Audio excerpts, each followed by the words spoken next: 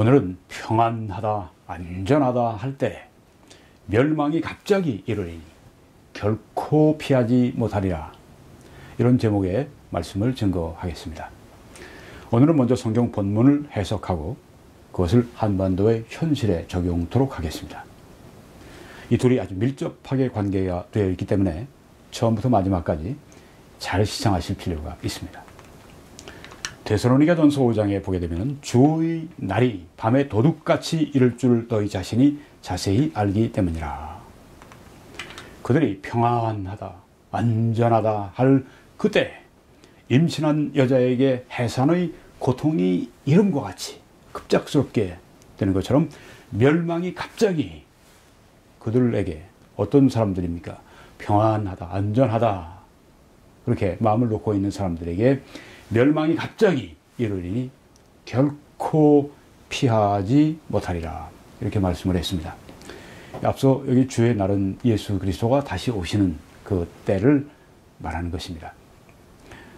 2000년 전에 오신 예수님, 그리고 죽으시고 부활 승천하신 예수님, 다시 이 땅에 오신다고 말씀을 했습니다.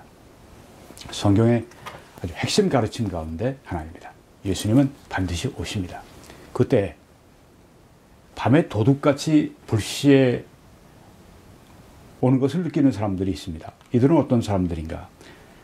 그때 평안하다, 안전하다 그렇게 믿고 있던 사람들입니다. 도둑이 불시에 침범하는 것처럼, 임신한 여자에게 해산의 고통이 이름처럼 멸망이 그들에게 갑자기 이르게 되어서 그들은 피할 수 없다고 그렇게 말씀을 했습니다. 여기 예수님의 재림에 대한 말씀을 이 세상의 많은 그리스도인들이 두 가지 양상으로 이해를 합니다. 왼쪽에 또 오른쪽의 그림이 바로 그 두 가지 양상을 보여주고 있는데, 왼쪽의 그림은 이것을 말씀합니다. 휴거입니다. 예수님께서 공중에 오셔서 그의 자녀들을 이제 끌어올리시고, 지상에 있는 자녀들을 끌어올리셔서 천국으로 데려가시는 것을 휴거라 말씀합니다. 두 번째 예수님의 재림의 양상은 이 땅에 오시는 재림을 말씀합니다. 먼저는 공중에 오셨고, 그래서 자녀들을 데려가셨고, 그리고 이제는 이 땅에 오시게 됩니다. 앞서 공중으로 데려가실 때는 아름다운 광경이고 은혜스러운 광경입니다. 따뜻한 광경입니다. 자녀들을 맞이하시는 아버지의 모습을 거기에서 보여주고 있습니다. 근데 여기에서는 어떤가? 예수님께서는 피 뿌린 옷을 입고 오십니다. 이 피는 십자가에 흘리신 보혈이 아니라 싸우시고 심판하시고, 그래서 적들로부터 튀어나온 그 피로 물든 그 피 뿌린 옷을 입은, 전쟁을 하시고 심판하시는 심판주의 모습으로 오시는 것을 말합니다. 예수님이 이 땅에 오시는 것은 그래서 준비가 안 된 사람들에게, 예수님의 재림을 영접할 수 없는 그 사람들에게 그것은 무서운 심판이 된다고 하는 것입니다. 네, 휴거와 이 재림, 예수님의 이 다시 오시는 두 가지 양상을 보여주고 있는데요. 이 휴거와 재림 사이에 기간이 있습니다. 7년이라는 기간이 있습니다. 이것을 7년 대환란이라고 그렇게 말을 합니다. 제가 자세히 오늘 여기서 설명을 드릴 시간은 없습니다. 그냥 여러분들이 저희 다른 동영상들을 통해서 자세한 걸 보시기 바라고요. 네, 7년 대환란 기간 동안에 여러분이 지금 그 그림에 보시는 것처럼 여러 말탄자들이 나타나고, 또 거기에 여러 환란이 상징적으로 보여주고 있습니다. 오늘 본문의 주의 날이라고 했습니다. 이 주의 날은 휴거가 아니라 재림인 것입니다. 휴거는 아름답고 따뜻하고 이 구원의 영접, 이런 이 분위기지만, 재림은 심판과 무서운 전쟁과, 그리고 사람들이 하나님의 심판 가운데 떨어지는 그 날을 가리킵니다. 주의 날은 거기에 속한다고 하는 것입니다. 이 주의 날이 오기 전에 그 7년 대환란 기간 동안에 주의 날이 올 것이라고 하는 보여주는 5가지 징조가 거기에 나타납니다. 첫째는 거짓 종교 교사들이 일어납니다. 많은 종교적인 미혹이 있습니다. 두 번째는 엄청난 전쟁들이 일어나서 많은 사람들이 피를 흘립니다. 인구의 3분의 1이 죽는 그것을 성경이 보여주고 있습니다. 세 번째는 기근과 지진들, 처처의 기근, 지진들이 아주 심각한 양상으로 나타나게 됩니다. 그리고 네 번째는 수많은 순교자들이 그때 있게 됩니다. 많은 그리스도인들의 피가, 그때 믿었던 사람들의 피가 흘려지게 됩니다. 그리고 다섯 번째는 세계적으로 복음이 전파됩니다. 그러고 난 후에 주의 날 예수님의 이 지상에 오시는 재림이 성취된다고 하는 것입니다. 근데 이렇게 다섯 가지 징조를 보여드렸는데, 명백한 징조들임에도 불구하고 왜 사람들이 주의 날을 대비하지 못하는가? 아까 이 도둑이 불시에 찾아오는 것처럼, 또 임산부에게 갑자기 해산의 고통이 이르는 것처럼 준비가 안 된, 왜 사람들이 이렇게 주의 날 예수님의 재림을 준비하고 대비하지 못하는가? 그 이유를 오늘 이 말씀에서 우리가 볼 수 있습니다. 그들이 평안하다, 안전하다 할 그때, 평안하다고 느낍니다. 안전하다고 느낍니다. 그런데 멸망이 갑자기 그들에게 임해서 피할 수가 없습니다. 왜 그렇습니까? 그것은 거짓 선지자들이 속이기 때문입니다. 그래서 많은 사람들이 환난의 때 평화의 시기로 착각을 한다고 하는 것입니다. 왜 그렇습니까? 거짓 선지자들이 속임수를 가지고 그 많은 사람들을 미혹시키고 있기 때문입니다. 마태복음 24장에 보게 되면 많은 사람이 내 이름으로 와서, 예수님의 이름으로 와서 내가 그리스도라 하여 많은 사람을 미혹하리라고 했습니다. 기독교 이단들이 하는 일이 바로 이것이죠. 교주가 나는 그리스도라 그렇게 해서 많은 사람을 미혹하는 일이 지금도 있습니다. 그때는 더 심할 것입니다.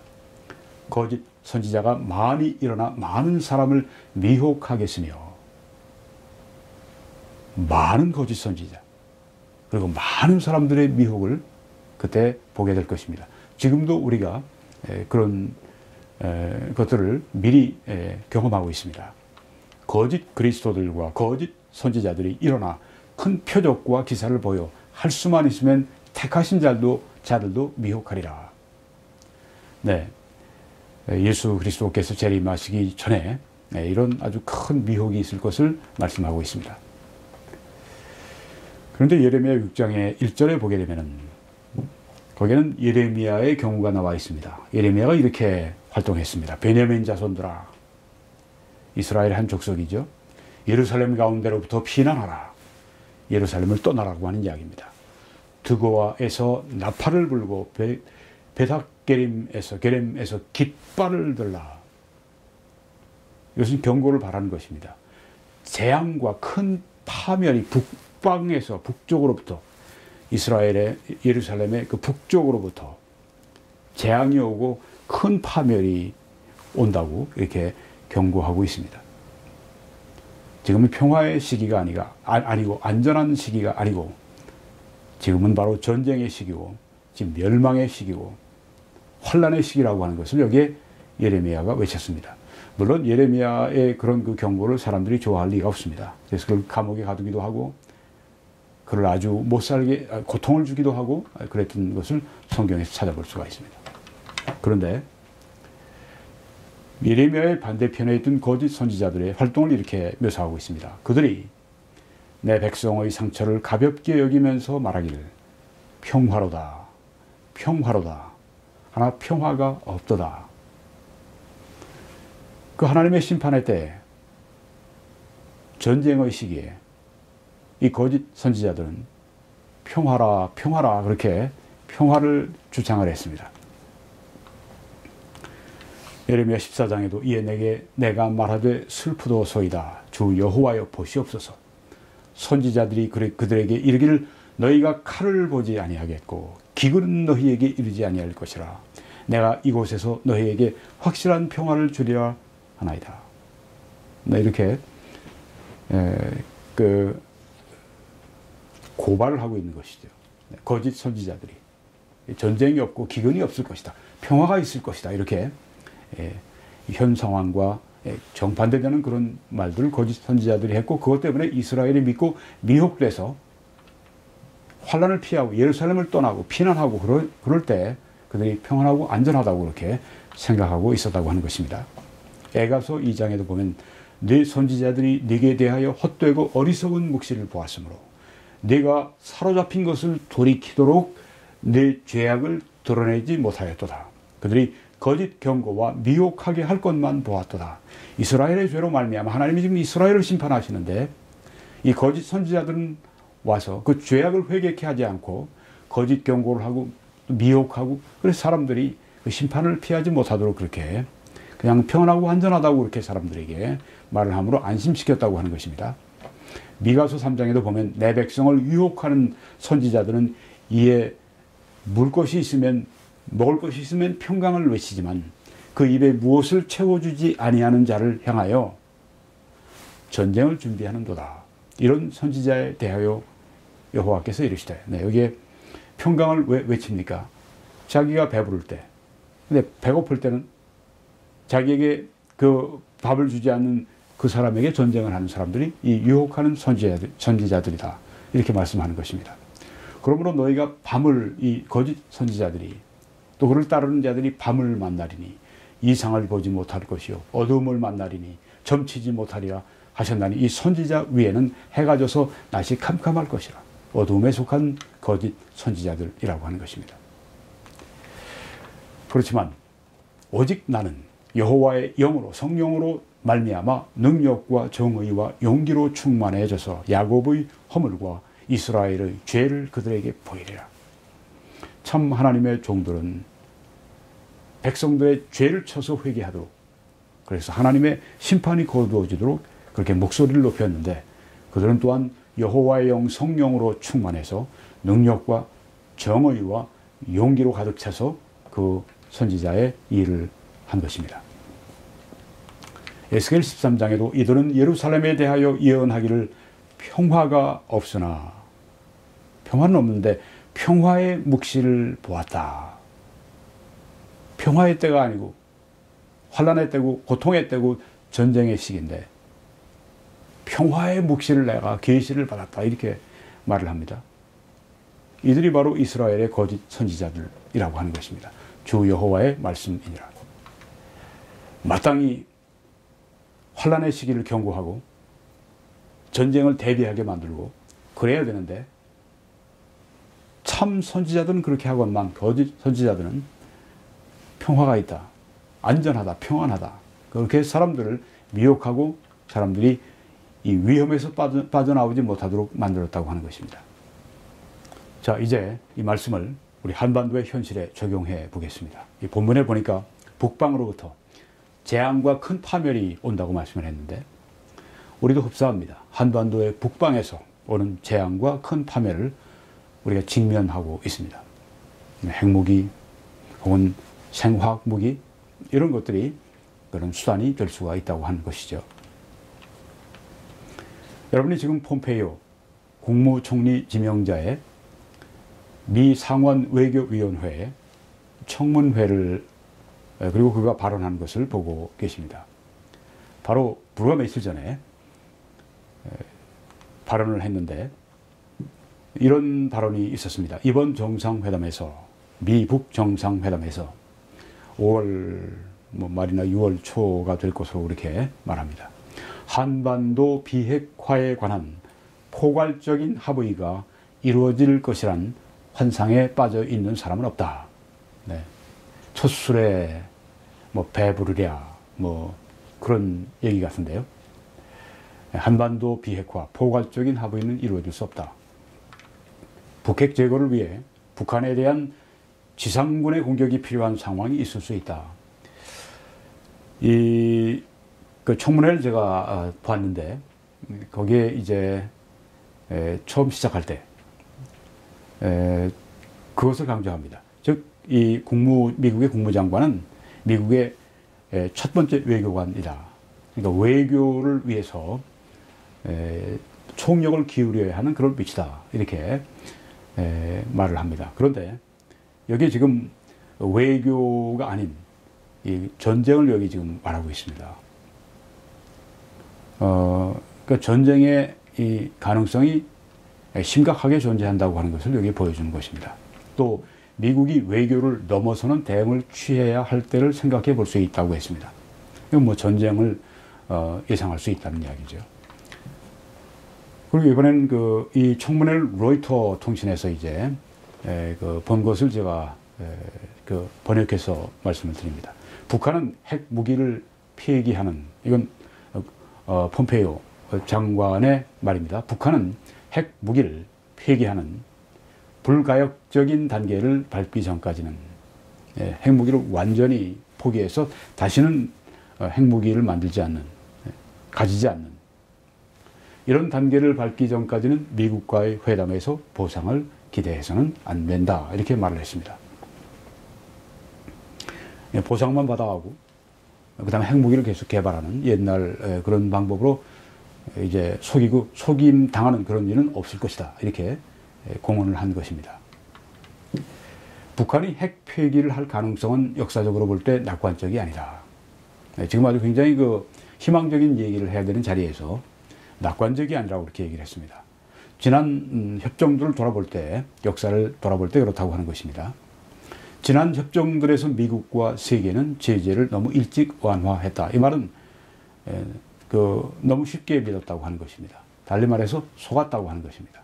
우리가 보상을 해주기 전에 영구적이고 불가역적인 결과, 핵 폐기가 영구적이고 다시 핵 무기를 가지지 않는 불가역적인 결과를 얻어내는 것을 확실하게 만드는 것이 대통령과 행정부의 의도이다. 네. 이렇게 이번에 미북 정상회담에서 북한을 압박하겠다고 하는 얘기입니다. 그리고 이것이 없이는 미북 정상회담은 실패다, 그렇게 얘기하는 것입니다. 북한이 영구적으로 다시는 돌아올 수 없는 그 방법으로 그렇게 핵무기를 폐기할 때, 그때만 이 회담이 성사될 수 있고 보상을 해줄 수 있다. 북한은 단계적 동시를 주장합니다.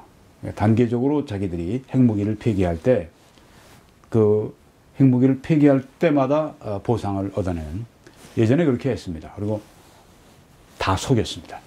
보상은 받아내고 핵무기를 계속 개발했습니다. 미국은 이것을, 역사를 너무 잘 알기 때문에 이제 그 방법은 안 쓰겠다. 그리고 일괄 타결식으로 핵 폐기를 하겠다, 그렇게 주장을 합니다. 아주 이번 연내에 아주 그냥 완전히 핵 폐기를 시키는 그런 방법으로 가겠다.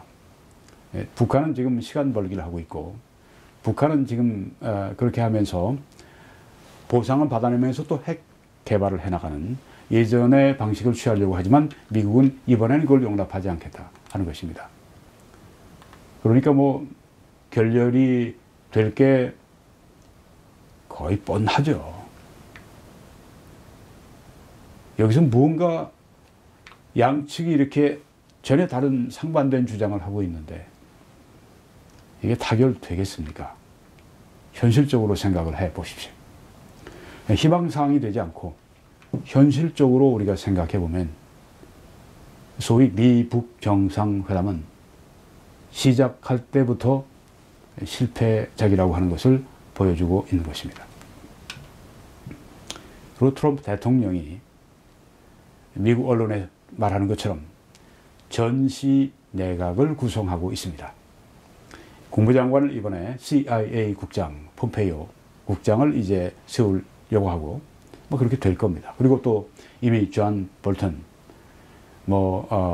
매파 호키시, 울트라 호키시, 그래서 아주 이 매파 중에서도 아주 제일 지독한 매파, 네, 그렇게 말하는 존 볼턴이 지금 들어가 있습니다. 이 폼페이오 장관은 군사적인 공격을 긍정적으로 본다고 했습니다. 북한을 상대로 한 말입니다. 존 볼턴은 북한에 대해서 선제 공격을 반드시 해야 한다, 그렇게 말하는 사람들입니다. 이런 사람들이 지금 이 트럼프 대통령의 외교 안보, 여기에 지금 북한에 대한 이런 이 결정, 여기에 아주 제일 중요한 위치에 있습니다. 전시 내각을 트럼프 대통령이 지금 구성했습니다. 이것은 회담이 결렬될 때 그때는 전쟁을 하겠다고 하는 분명한 선언과 마찬가지입니다. 네, 조금 전에 우리가 봤던 것처럼 회담이 결렬되는 것은 뻔할 뻔짜입니다. 그래서 전쟁으로 갈 확률이 훨씬 높다고 하는 것입니다. 이런 징조가 우리가 지금 여기서 보고 있지 않습니까? 뭐 우리가 그냥 추측하는 것이 아니라 이게 좀 징조들이 보이고 있지 않습니까? 상황이 지금 보이고 있지 않습니까? 이 미셔 마이어 박사는 미국의 석학이죠.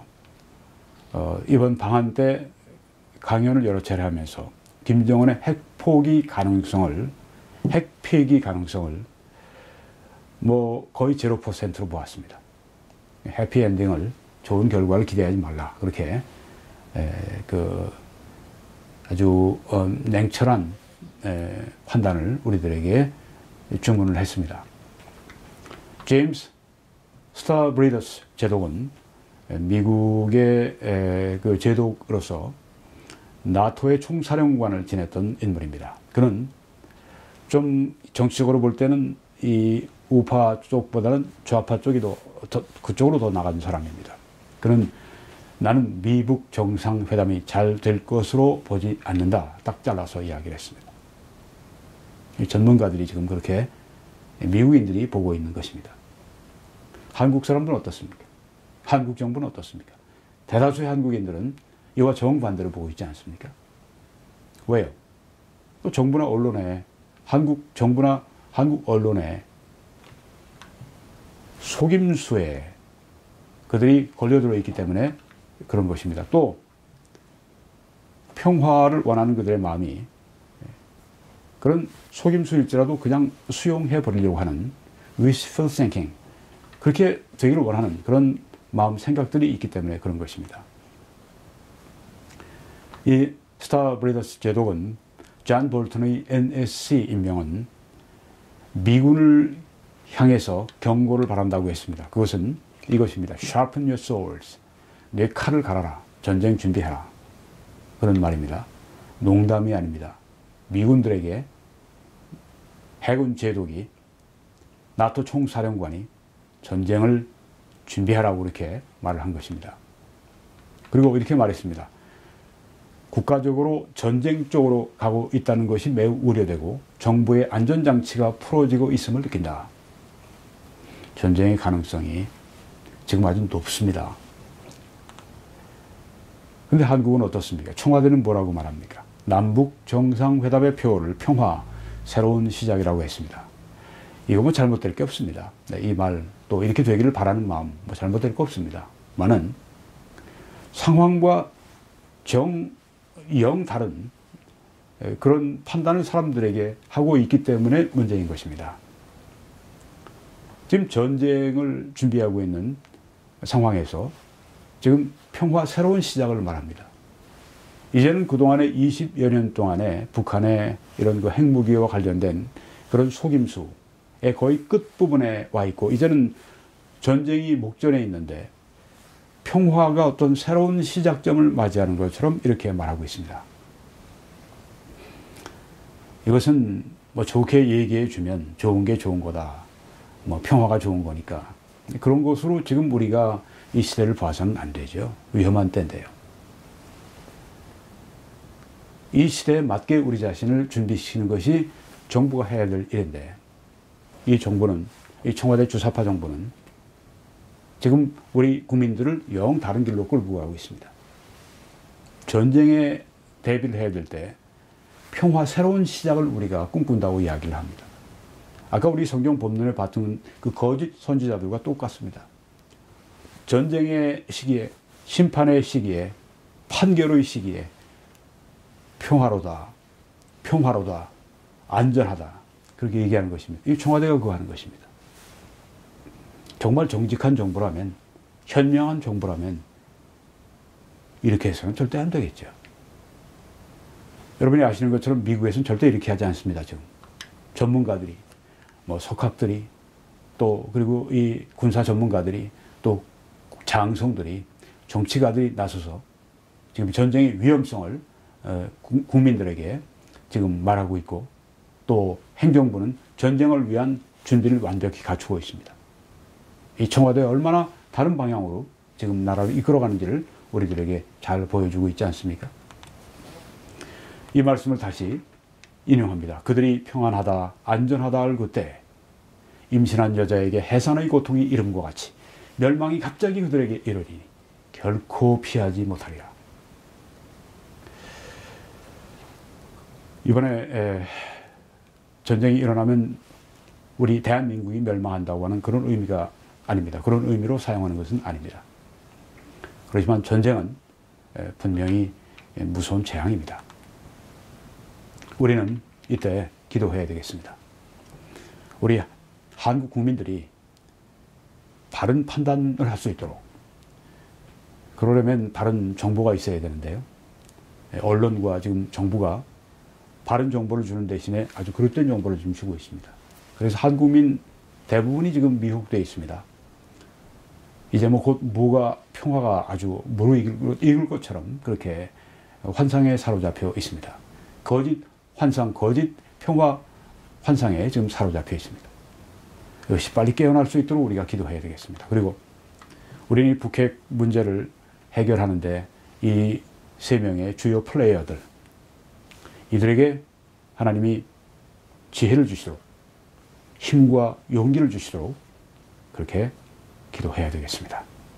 저들이 정말 바르게 결정하고 이끌어갈 수 있도록 그렇게 기도하셔야 되겠습니다. 그리고 우리가 이 전쟁이 불가피하다고 할 것 같으면 우리는 그것을 위해서 기도해야 됩니다. 전쟁의 피해가 최소화되도록, 그리고 전쟁의 최상의 결과가 이루어져서 이 한반도에서 이런 독재 정권, 공산 정권이, 그리고 그를 따르는 그 종북, 친북 이런 세력들이 완전히 아주 멸망하는 그런 기회가 될 수 있도록 그렇게 여러분들께서 기도하시기를 바랍니다.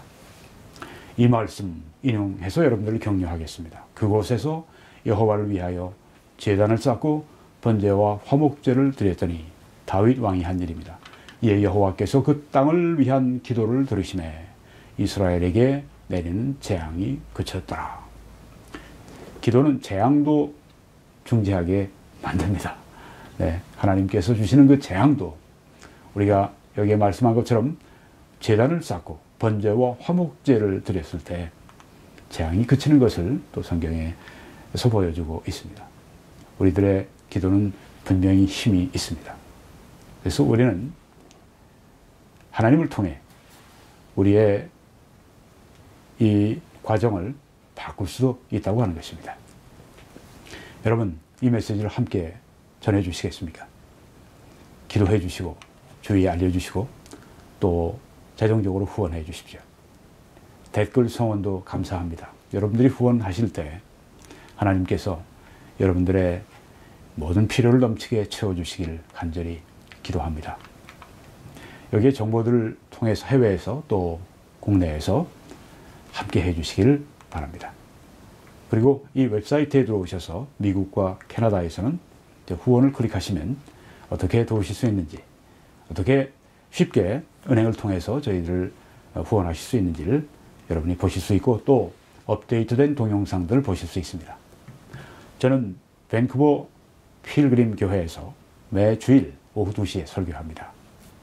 예배가 마치면 애국보수 시민 시국 좌담회를 열게 됩니다.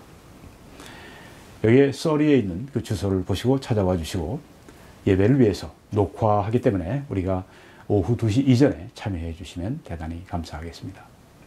전 세계 우리 한인들에게 하나님의 크신 축복이 함께 하시기를 간절히 기도합니다.